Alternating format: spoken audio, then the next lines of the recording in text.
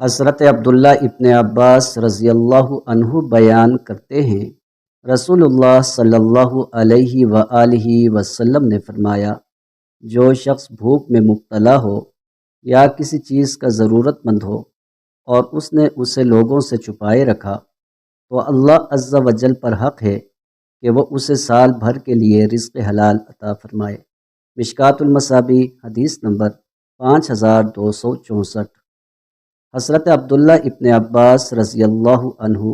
نبی کریم صلی اللہ علیہ وآلہ وسلم سے روایت کرتے ہیں،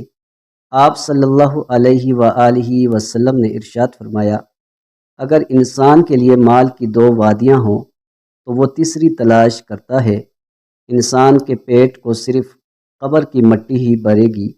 اور اللہ توبہ کرنے والے شخص کی توبہ قبول فرماتا ہے۔ مشکوٰۃ المصابیح حدیث نمبر 5273۔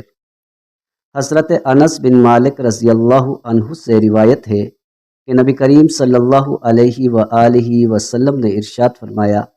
جس شخص کی نیت طلب آخرت ہو تو اللہ اس کے دل کو غنی کر دیتا ہے اور اس کے معاملے کو مجتمع فرما دیتا ہے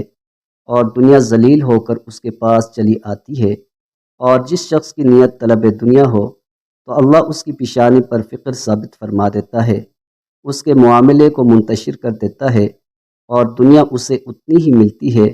جتنی اللہ نے اس کے لیے لکھ دی ہے۔ مشکوٰۃ المصابیح حدیث نمبر 5320۔